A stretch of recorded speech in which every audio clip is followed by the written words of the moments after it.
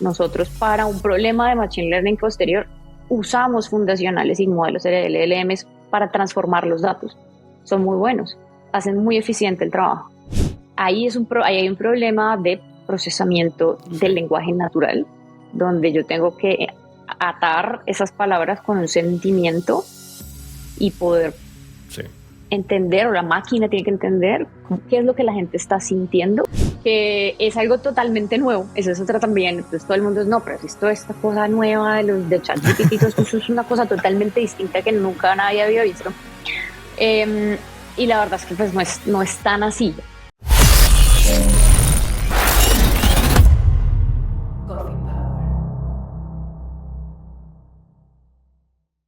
La inteligencia artificial posiblemente sea un término de marketing que engloba un montón de tecnologías.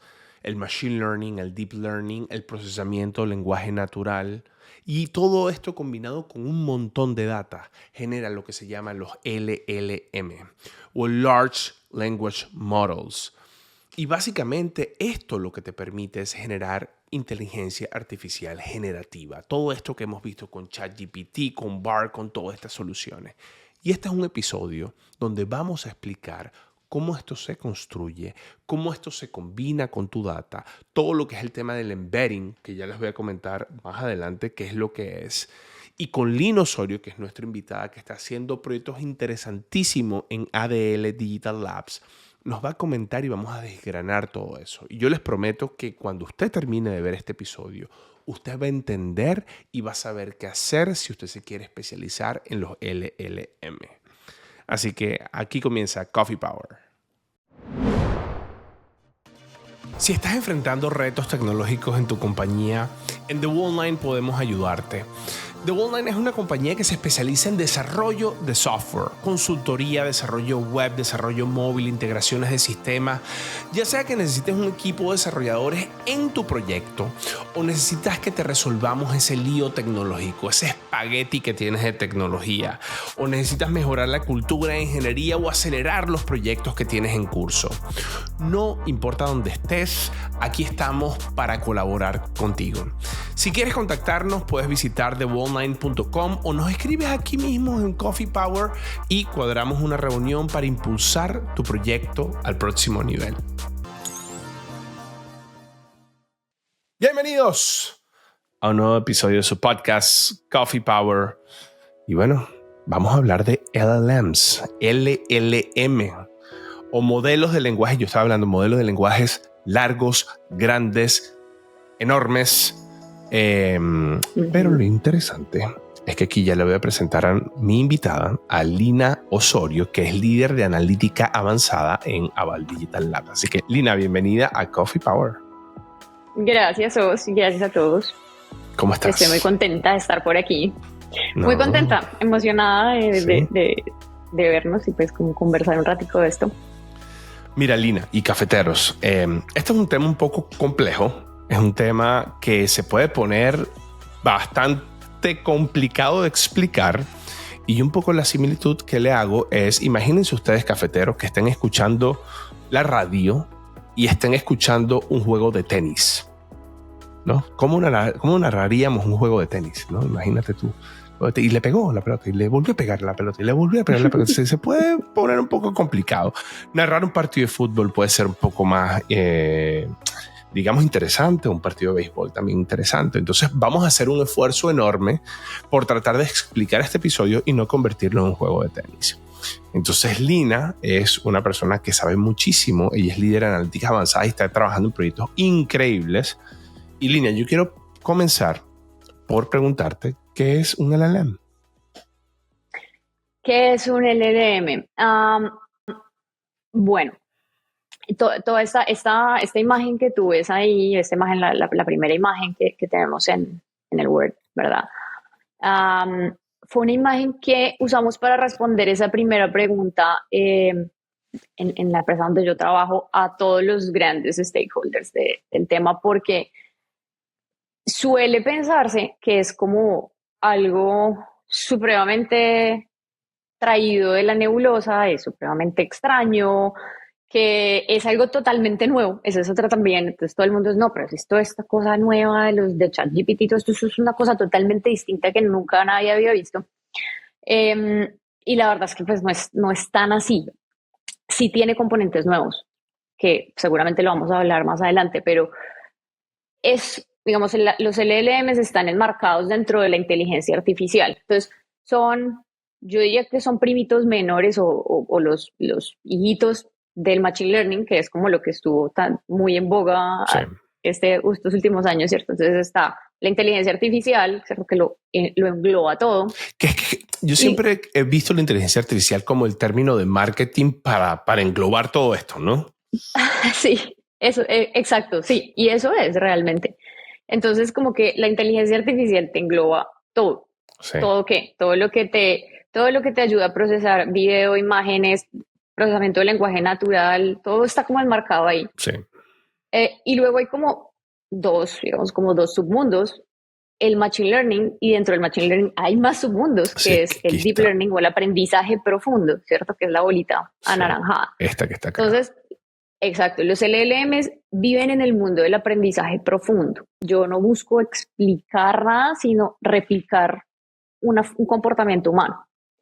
Entonces yo usé ese tipo de modelos, son un tipo de modelos, un tipo de algoritmos, y lo uní con las capacidades de procesamiento de lenguaje natural o de video o de entender, que tratan de replicar básicamente los sentidos, ¿cierto? El leer, escuchar, el hablar, el crear contenido de cualquier tipo, visual, auditivo. Entonces, son como la unión perfecta de los mejores algoritmos que tratan de replicar formas, digamos, de conocimiento humano con el procesamiento del lenguaje natural, que eso es algo que uno ya venía, o sea, esto Sí. ya venía en la industria. Ambas cosas ya pasaban en la industria. Lo que pasa es la forma en la que las arquitectaron o las unieron hizo que nacieran los modelos del lenguaje largo. Y bueno, y luego después ya salió OpenAI al mercado, pero no fueron tampoco los primeros que se lo inventaron. Eh, entonces, esos son los modelos de lenguaje largo, son básicamente modelos de deep learning, generalmente redes neuronales muy, muy profundas, que tienen miles de millones de parámetros y que aprenden, y les dicen que es de lenguaje largo, es porque tienen o han tomado mucho contenido. Entonces, imagínense que uno hace un scraping de muchas páginas web, le sube muchos, le carga muchos documentos, la Constitución, las obras de William Shakespeare, los libros de Stanford, de Oxford, y cárguenle todo el conocimiento. Entonces es del lenguaje largo más que todo, es como por eso. Yo le cargo un montón de libros, conocimiento, la web, Sí. y lo engrano con una matemática muy interesante y armo algo que al final es un modelo de lenguaje largo que tiene miles de millones de parámetros y que hace que se pueda generar, pareciera que generara cosas completamente nuevas y como que genere nuevo conocimiento a partir de eso. Eso es un modelo de lenguaje largo. A ver, yo quiero agarrar esta imagen y para los cafeteros, para entenderlo un poco más, no sé si Lina me podría... Llévame un poco, ¿no? De un machine learning. O sea, ¿cuándo algo de machine learning se convierte en deep learning?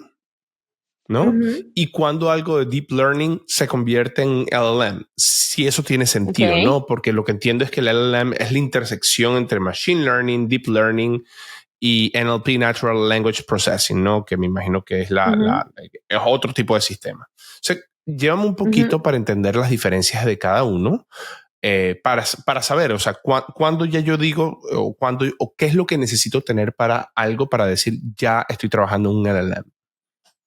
Ok. Bueno, entonces, cuando estás en el mundo de Machine Learning, tienes como la forma de aprender o aprendizaje de máquina, las formas de aprender de las diferentes máquinas. El Machine Learning es un campo muy extenso, o tienes como muchas opciones, son muchas herramientas. Entonces yo tengo, por ejemplo, el aprendizaje supervisado o las máquinas supervisadas, que es cuando uno quiere hacer esos modelos de predecir que alguien se va a ir el típico, que alguien se me va a ir de mi compañía, entonces se me va mi cliente me va a cancelar una cuenta. Sí, modelos de Eso yo attrition, armo un sí. modelo, exacto, un modelo de attrition, yo lo armo con un modelo de Machine Learning que es supervisado, tiene objetivo, Sí, ¿cierto? Hay otros tipos de casos de uso que son, quiero agrupar, no, quiero hacer unos segmentos de clientes, esos son no supervisados, pero necesito explicar cómo son, ¿cierto? Ninguno de esos son, voy a empezar por los que no son, ninguno de esos son deep learning generalmente. Cuando yo tengo un problema de aprendizaje profundo, no me importa mucho el cómo llegué a ese resultado, ni el explicar el resultado. Lo que necesito es el resultado per se. Entonces, ahí nosotros tenemos algunos temas de deep learning donde el problema es, no me importa cómo extraigas de una imagen un píxel, no me interesa lo que tengas que hacer para llegar allá, ni que me expliques cómo lo haces. Lo que necesito es que extraigas una parte donde mi cliente dice, sí acepto el tratamiento de datos y que me digas eso. No importa cómo se hace. Cuando eso no importa, generalmente uno lo aborda ese problema se aborda generalmente con herramientas de Machine Learning del mundo del Deep Learning. Entonces, como el subconjunto del Machine Learning que atiende ese tipo de problemas es lo que hace el Deep Learning. Ahí están las redes neuronales, hacia adelante, hacia atrás, convolucionales. Ahí hay un montón digamos, de herramientas donde tú no tienes ni idea qué pasa ahí por dentro. Esos son los famosos algoritmos caja negra.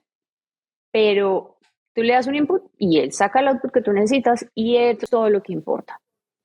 Entonces, ese es como el mundo ese es el deep del learning. Deep Learning. Uh-huh. Es cuando tú pierdes como el control del procesamiento, sino que tú me imagino que le vas dando un montón de data y él se va entrenando y comienza a ser más asertivo, se diría, acertado. Acertado en el poder. Exacto. Y mientras saber conocimiento.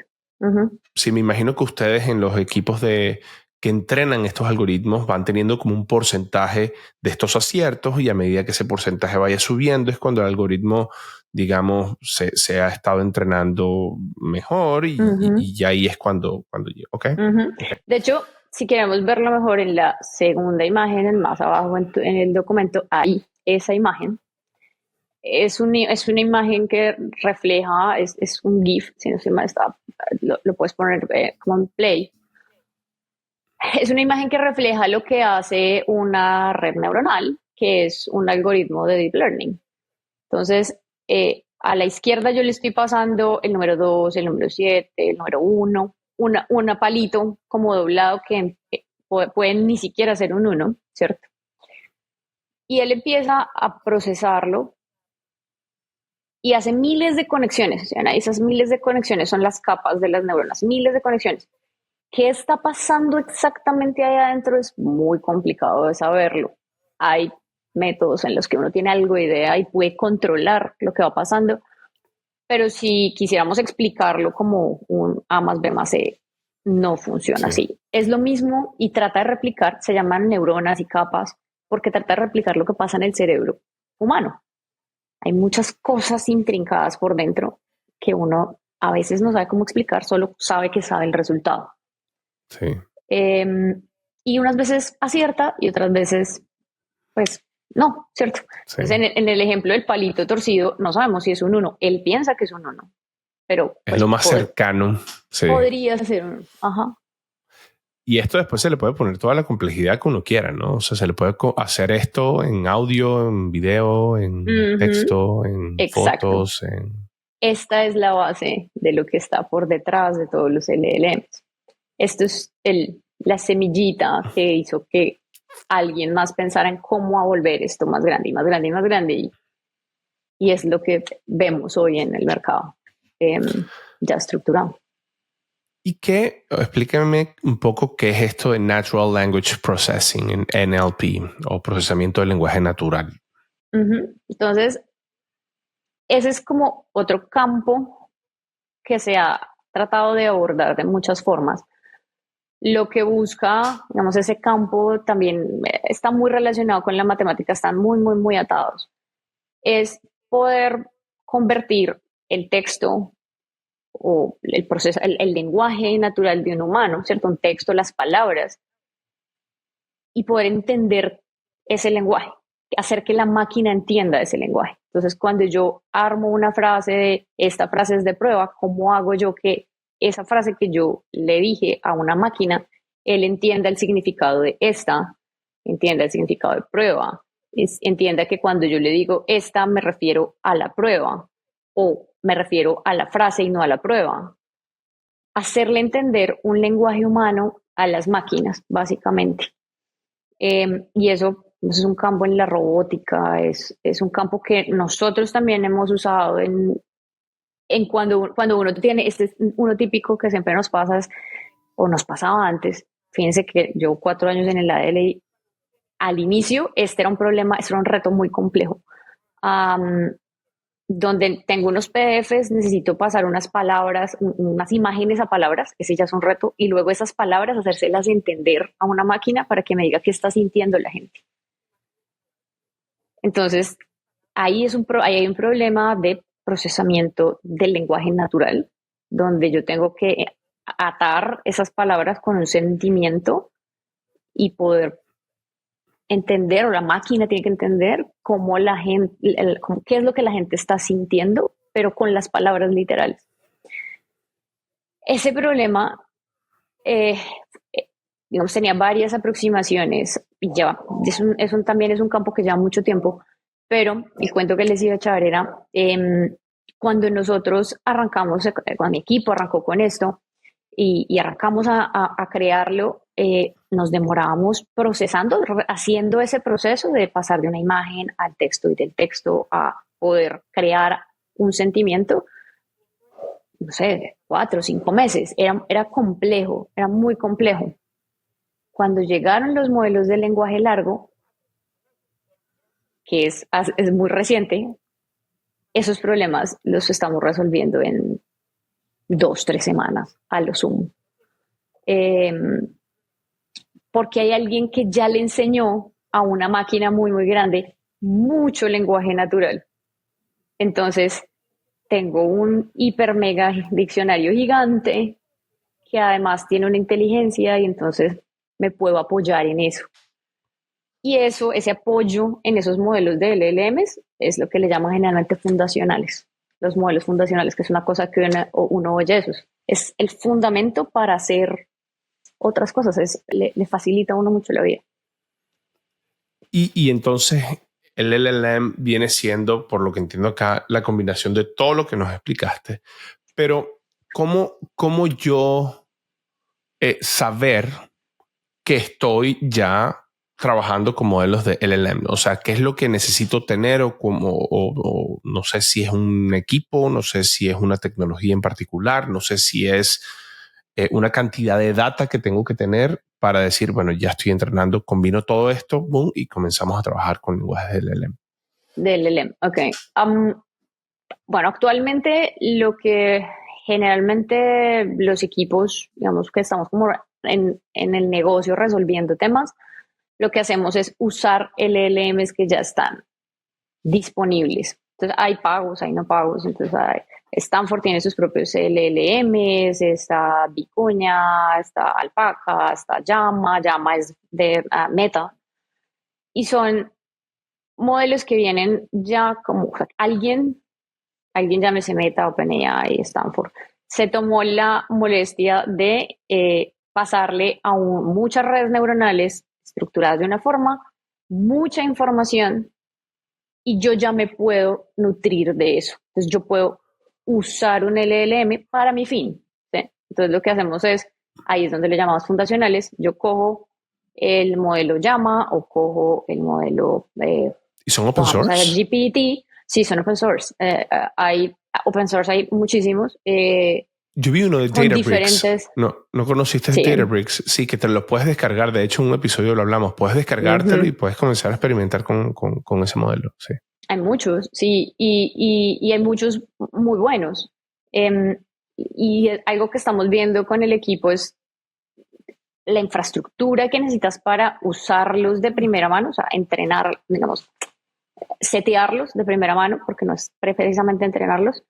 la infraestructura es altamente costosa para el que lo está usando, Claro. pero a largo plazo es probable que sea un buen camino. ¿Por qué? Porque es open source, ¿cierto? Y tú sabes lo que le estás haciendo al algoritmo y lo manejas, lo moldeas. En el otro lado está OpenAI, está los de Google, que también son bastante buenos, donde, claro, son mucho más rápido, es mucho más fácil. Aquí ya empiezan a hacer términos de prontearlo o meterle embedding o la cosa, pero es más fácil setearlo, ¿cierto?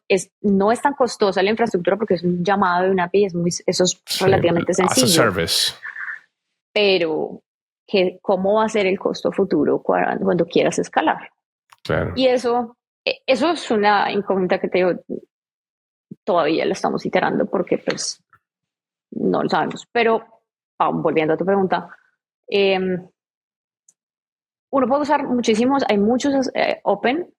Eh, no sé si qué tan inteligente sería ponerse uno mismo o en este momento donde hay tantos disponibles a crear su propio LLM. Lo hizo Bloomberg hace poco, pero pues Bloomberg, digamos que tiene Sí, el un músculo que set de tiene. información. Ajá, Claro. es exacto. Y es enfocado me imagino, predecir stocks y valores y Claro, es su foco. catástrofe y cosas. Y tiene un músculo financiero de gente, de tiempo. Pero además esto te va a tomar un tiempo considerable, ¿no? O sea, estos son Claro. avances que lleva tanto Google, que fue uno de los pioneros, no sé, 10, 15 años nutriendo la información para que sea largo. Entonces, lo más común ahorita es usar uno que ya sea largo y tú o llenarlo más o hacer uso de él. Es como lo más Cuando común, tú pero dices bueno. llenarlo más, ¿te refieres a como que combinar eso como que con tu data? Claro. Entonces, de hecho, hay varios, digamos, hay varios temas. Creo que ya de pronto han oído cuando dicen que ChatGPT alucina o que estos modelos alucinan. No sé si de pronto les sea como ¿Alucina? familiar el término. ¿Cómo es Alucinar. eso? ¿Cómo que alucinan? Le llaman alucinar es cuando usted le pregunta alguna cosa a ChatGPT, él no tiene completamente diseñado el contexto sobre el que ustedes les están preguntando, él puede responder cosas completamente locas, ¿cierto? Salidas a Bert en su exposición, a Bert de Google, en su exposición al mundo, le pasó eso. Le preguntaron, recuerdo, si mal no recuerdo, era algo como de astronomía, le preguntaron algo de astronomía y respondió totalmente mal la pregunta. Eh, y es porque estos señores son un mar de conocimiento que cuando yo les pregunto algo, tengo que acotarlos muy bien, exactamente a lo que yo les quiero preguntar para que no se me pierdan, para que no divaguen Claro, en todo claro. el conocimiento que Para que tienen. no alucinen. Entonces, exacto. Entonces, sí, y funciona, trata de replicar el cerebro humano, entonces funciona muy bien eso. Creo que por ahí abajo en nuestro documento, más hacia abajo, hay una imagen de cómo puede uno, o como, un poquito más abajo, ahí, esa de ahí. Tal vez responde un poquito a lo que me decías, como así, yo le tengo que meter mi propia información.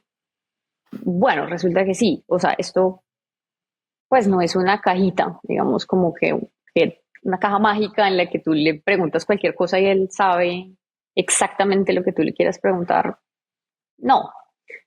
Eh, Eso funciona seguramente si uno le pregunta cosas, no sé, el artículo 3 de la Constitución o el artículo, o cosas como muy estándar, seguramente él ya tiene esa fuente de información adentro. Pero, y creo que en este dibujito el ejemplo que nos ponía era, pero si yo llego y le digo, En la clase de ayer, con mi profesor, vimos la lección 5, vimos un artículo X, una fórmula y aparte de eso resolvimos un problema Z. Cuando yo le digo, oiga, GPT, resuélvame ese problema, él te va a decir, oiga, pues yo ni estuve en su clase de ayer, ni sé cuál es su profesor, ni qué documentos es, entonces démelos. Necesito que me dé el documento, que me explique de qué es la clase, que me diga qué es la fórmula, dónde está la fórmula, y yo le ayudo a resolverla, ¿cierto? Entonces, él probablemente sabe cómo resolverlo, pero necesitas ubicarlo. Y ese nivel de ubicación va a depender de la complejidad del problema que lo pongas a resolver.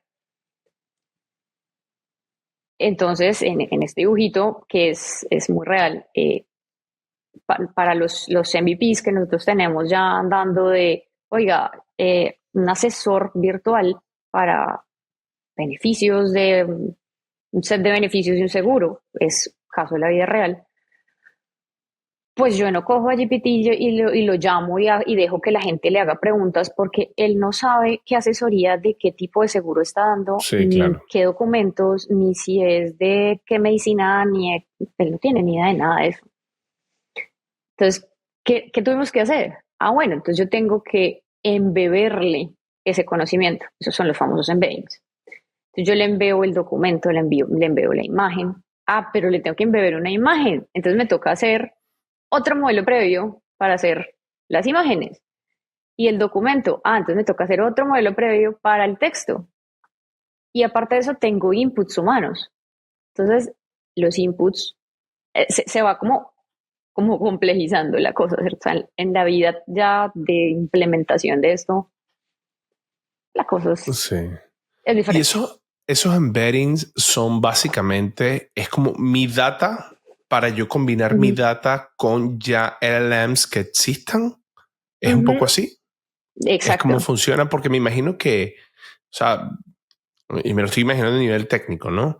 Tú tienes un Ujú. LLM, ¿no? Que funciona, que lo descargaste, que es open source, pero que tiene que estar de alguna manera agnóstico a tu data para que él pueda actualizarse también. O sea, me imagino que si ese Ujú. LLM tiene alguna actualización, tú básicamente lo descargas, pero tu data de alguna manera está embebida, o sea, no está mezclada, está embebida. De tal manera que él Ujú. se pueda actualizar y que tu data que está embebida pueda seguir estando ahí y pueda interactuar o se pueda, no sé cómo sea el término, pero interactuar con ese nuevo update, ¿no? Ujú. ¿Funciona así? Así funciona. Y el embedding, a diferencia del prompt, ya les conté, a diferencia, estos son como dos tipos diferentes o formas de preguntarle y de meterle información a un LLM.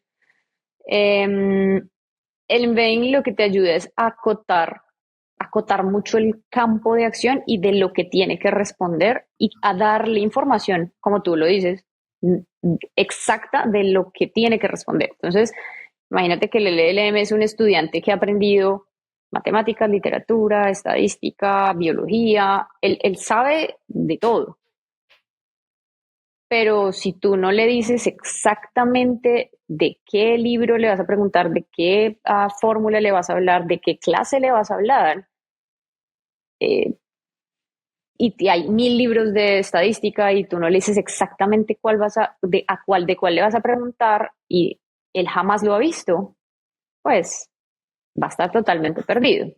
Entonces, igual que el humano, digamos, tiene ese pequeño efecto de no poder conocerlo todo. Entonces, como no lo conoce todo y necesito acotarle como ese mundo, entonces yo le digo, ok, vamos a hablar, lo que le estoy dando en el embedding es, vamos a hablar de este libro, vamos a hablar de estas preguntas, vamos a hablar de estas imágenes, esta es la lección 5, esta es, y vamos a hablar de matemática y vamos a hablar de estadística 1 básica, no de series de tiempo. Entonces dice, ok, me leo todo eso, ok, listo, ahora sí que tengo que responder. Entonces ahí ya tengo, el embedding es como que ya me ubiqué y ya conozco, ya tengo ese conocimiento propio del modelo, de lo que quiere de mí. Listo, ahora sí, meos. ¿Qué tengo que hacer? Bueno, te voy a hacer unas preguntas y tienes que explicarme el proceso de razonamiento para resolver el problema A. Ah, eso sí lo sé yo, ¿sí? Porque yo sí sé resolver estadística, yo de alguna otra parte lo aprendí. Ese es el prompt, donde yo te doy la instrucción, Sí. pero el prompt tiene que ser muy preciso, porque si yo te digo, explícamelo como si fuera yo un profesor de academia, es distinto, así te lo digo que me lo expliques como un niño de 5 años. Entonces, él no sabe a quién le está explicando. Entonces, también Sí. tienes que acotarle el prompt, decirle, necesito que me digas que es como un niño de 5 años, o como una persona que nunca ha visto estadística, o como un experto. Eso es, digamos, el concepto a grandes rasgos del prompt. Y ahí tengo una historia chistosa y es, mi esposo es profesor de literatura de niños de 12, 13 años. Y un día llegó a la casa y me contó que él creía que un niño había usado ChatGPT. Y yo le dije, pues, ¿por qué? ¿Por qué crees eso? Cuando vimos el ensayo, por supuesto vimos el ensayo del niño, era un ensayo que cualquier humano se daba cuenta que lo había hecho, no sé, parecía de un profesor de universidad con PhD o alguna cosa así por el estilo. Y él me decía, y pues, por supuesto, el niño, yo tengo la previa, pues, adicional y veo cómo escribe. Entonces, ese tipo de cositas todavía hay Claro, que decírselos muy, muy claros. claro, claro. Mira, entonces, volviéndome a la imagen inicial, podríamos decir que entonces esto de LLM es lo que se conoce como AI generativa, IA generativa. Exacto, sí. Sí, es la base generativa. Ahora, em, las, hay muchas formas de enseñarle y muchas formas de entrenarle, le decimos nosotros, las IAs generativas. Pero sí, es eso. ¿Sabes quién creó esto por primera vez? El primer LLM. No, no sabría decirte quién lo creó. Lo que sí sé es que más o menos, o sea, fue hacia 2018 que alguien como que se hizo público que existía un modelo que tuviese mucho conocimiento y muchos parámetros y en la industria Google ha sido como de los pioneros en este mundo. Y ha hecho muchos intentos de arquitectar esas redes neuronales de forma tal que repliquen un conocimiento humano. Hay muchas arquitecturas, pero Google fue el primero que realmente se metió en este campo, solo que nunca lo sacó como a la luz y nunca lo sacó públicamente como lo hizo OpenAI. Tal vez por eso OpenAI es más conocido, pero Eso justo te iba a preguntar. O sea, ¿por qué OpenAI como que consolidó todo esto? O sea, ChatGPT sin duda es... O sea, todo el mundo se imagina que esto es ChatGPT. sí, sí, es curioso. Sí, es curioso, pero es un tema, yo, yo te diría que es un tema netamente de marketing y de salida al mundo, digamos, abierto, que eso fue algo que Google nunca quiso hacer. Um, Facebook sí Y lo tuvo que hacer. y lo tuvo que hacer. Y ahora está, no sé si viste ayer, el mercado bursátil castigó duro a Google por su pérdida de liderazgo en este tema. Menos 9%. Ujú. Bueno, claro, fue por el... Yo estuve leyendo. O sea, porque ellos beat the estimation, ¿no? Como que estuvieron por encima de la estimación, Ujú. pero la sección de cloud estuvo por debajo, Y donde está embebido exacto. todo esto, Y la ¿no? razón de cloud fue porque solo creció el 22%. Pero pues OpenAI se los arrasó y lo castigó el mercado por no haber salido. Duro. Em, entonces, ellos nunca quisieron salir al mercado como general con un chat GPT, pero pues Bert y Bart digamos, son los predecesores naturales de eso. Entonces, yo diría que es un tema de OpenAI se atrevió a salir y, y la gente le gustó, ¿sí? Y sobre todo la experiencia tan humana que te da ir a GPT a que te solucione cosas.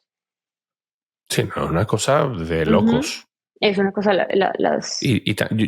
Yo los compa, yo usé Bard no llega a ese nivel. No, no, porque además no ha tenido tanta interacción como GPT lo tiene con los humanos hoy en día. Esa fue una jugada realmente Claro. muy O sea maestra. que GPT se ha estado o sea, se ha estado entrenando el mismo con todo lo que le estamos dando, Ujú. ¿no?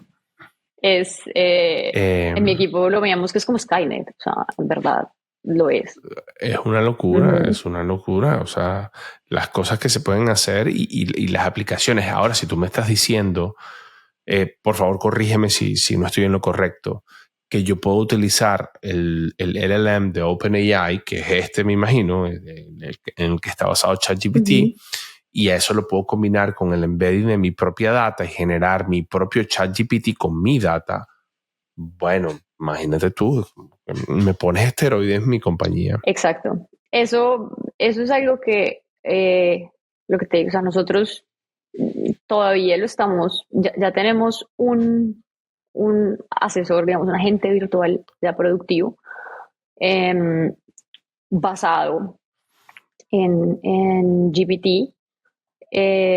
Por otro lado, tenemos, por ejemplo, problemas que antes eran muy complejos. O sea, ¿cómo hago yo para hacerle la vida más fácil a una persona de estas que responden PQRs? Que eso son cosas normativas que te cuestan un montón de tiempo y dinero. Pues oiga, no, páseme todas estas cartas y esto lo respondemos en literal segundos. Y ese, por ejemplo, funciona muy bien con Google. Pero lo que es como interfaz con humanos, OpenAI es muy bueno por su Sí. misma, digamos, condición, pero sí, hemos visto que en realidad aporta mucho en procesos que son muy operativos. No te diría que sea capaz de reemplazar a un humano hoy, no creo. Em, Se tiene que nutrir del conocimiento humano todavía, pero vamos. Sí. Dina, ahora imagínate que yo soy un perfil tecnológico o que trabajo en la parte de data, científico de datos, ingeniero de datos, o especialista en data, lo que sea. Con todo esto que me estás diciendo y con lo que hemos hablado, ¿cómo debo entrenarme? ¿A qué debo estar preparado? ¿Sigo mi carrera por donde la tenía o tengo que dar un giro o tengo que aprender algo más o tengo que experimentar con algo más? Bueno, yo te cuento como lo que he venido viviendo en el equipo. Esto se va volviendo, recuerdo que en algunos de los podcasts anteriores, de los capítulos anteriores, hablaban de cómo se van volviendo los diferentes roles, se van como especializando en cosas. Ujú. Esto en lo que y lo hemos visto nosotros también en nuestros equipos se va volviendo una especialidad. Entonces, no todos los científicos de datos tienen que ser mega expertos e irse por esta línea. No, el resto de líneas de Machine Learning no va a morir, ¿cierto? Pero esto sí las soporta y las apoya. Entonces, un científico de datos tiene que pues, saber cómo usar un modelo fundacional, cómo están basados, poder aprovecharlos, porque esto es un mundo, esto está totalmente atado, es decir, y era el ejemplo que les daba al inicio, o sea, nosotros para un problema de Machine Learning posterior usamos fundacionales y modelos de LLMs para transformar los datos. Son muy buenos, hacen muy eficiente el trabajo.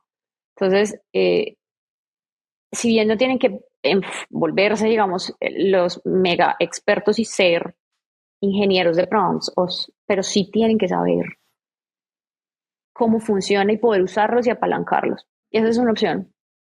Hay otra parte que particularmente de mi equipo le apasiona esto. Y esto, te decía yo al inicio, esto es un mundo que va demasiado rápido. Todos los días que hablamos en nuestro chapter de IA generativa, hay una cosa nueva que el equipo nos muestra que queremos probar, y cuando la estamos probando hay otra cosa más nueva. Entonces, de este mundo, la forma en la que nuestro equipo ha aprendido es lees y sales a hacer, tienes que salir a experimentar, porque va tan rápido que si te quedas pensándolo, ya pasaron 3 papers más adelante tuyo. Entonces, la forma en la que nosotros lo hemos llevado es mucha lectura, y eso que llevamos ahí lo intentamos aplicar a nuestros MVPs inmediatamente. Lo jalamos mucho ya listo, hagámoslo así. Esa ha sido otra forma de capacitación. Y va a haber como una línea, y de hecho eso sí lo estamos viendo en varios de los mundos que estamos aplicando, en el que van a salir unos roles que son como un mix de conocimiento de varias cosas, de experiencia de usuario, cuando yo voy a ir a un usuario con esto, de prompt engineering, que es como le digo yo a la máquina que debe interactuar con el usuario, y de embedding. Entonces es como una triada que a hoy, si te digo la verdad, todavía estamos discutiendo internamente nosotros en el equipo si es un rol que traduce todo eso, o definitivamente es un equipo el que tiene que construir este tipo de cosas que tengan esas 3 capacidades. Pero saber hablarle y saber embeberle información a esto sí es una especialidad que se aprende, yo te diría que haciéndolo. O sea, mi equipo lo ha aprendido hands-on, o sea, sentados haciéndolo. ¿Y no hay como cursos de eso todavía? ¿O? Claro que sí. No, eso sí, todos los que quieras, por donde te pases, Coursera. Sí, claro. Hay cursos de embeddings y de prompting y de prompt engineering. De hecho, se está creando como esa línea como de profesión, de enfoque profesional. Sí. Sí, tenemos un episodio acá de prompt engineering, de hecho. Exacto, sí, eso a todos los que quieras. Mejor dicho, Coursera, Google, y en serio que todos los que quieras los vas a encontrar. Pero en la vida, o sea, en realidad, en lo que en nuestra experiencia, esto se aplica, se gana haciéndolo, aplicándolo a un MVP de algo. Uh-huh. Lina, la verdad quiero agradecerte porque nos explicaste esto de inicio a fin de una manera muy acertada, así que muchas gracias por tu tiempo y por enseñarnos sobre LLM aquí en Coffee Power. No, a ustedes. Qué tiempo tan chévere, y quería hacer un último agradecimiento a todo mi equipo de ADL que me dio todo este material, es todo lo que hemos construido con todos los chicos que están en el chapter de AI generativa, y les dije que me les iba a robar estas imágenes para compartirlas acá. Entonces, muchas gracias en verdad a todos. No, gracias a ti y gracias a ustedes, cafeteros. Le tengo varios mensajes. Bueno, lo primero es que, mira, estamos viendo en el episodio, imagínate, Lina, que el 69% de las personas que ven Coffee Power en YouTube no están suscritas al canal. Entonces, quiero pedirle, cafeteros, que por favor, si ya llegaron hasta acá, nada les cuesta suscribirse. Eso nos va a ayudar un montón a nosotros a seguir elevando el nivel del podcast, a seguir llevando la información del podcast a más personas, y así nosotros podemos traer invitados como Lina, podemos traer mejores temas, podemos hacer crecer el equipo para poder elevar la calidad del podcast. Así que es un ganar, y lo único que necesitamos de ustedes es que por favor se suscriban al canal. Y si están en Spotify ustedes nos pueden dejar las estrellitas, o también pueden apretar el botón de follow, de seguir, y eso también hace que Spotify pueda ayudarnos a compartir el mensaje. El podcast está creciendo a un nivel, de verdad, yo estoy súper encantado y fascinado con todo lo que ha estado pasando en el podcast, pero creemos que ustedes nos pueden ayudar un poquito más. Así que, cafeteros, si hicieron eso, muchísimas gracias. Los que ya están suscritos, bueno, agradecidos también. Les recuerdo que tenemos el canal de Slack. En el canal de Slack usted se puede inscribir, es totalmente gratuito y no tiene que pagar nada, y ahí ya tiene acceso a una comunidad de cafeteros como ustedes de todas las partes de Hispanoamérica, recruiters, ahí están postulando nuevos empleos, ahí estamos hablando sobre ciertos temas como el capítulo de AI, como el capítulo de DevOps, como el capítulo de testing, ahí estamos publicando cuando tenemos nuevos episodios, ahí tenemos charlas random también de que tenemos, y hay algunos perks que son algunas cosas solo para las personas que están en el canal de Slack, que les sugiero que se suscriban completamente gratis. Lo puedo hacer ya mismo aquí en este link, ya. Así que cafeteros, nos vemos el próximo lunes en un nuevo episodio de su podcast Coffee Power. Chao, chao.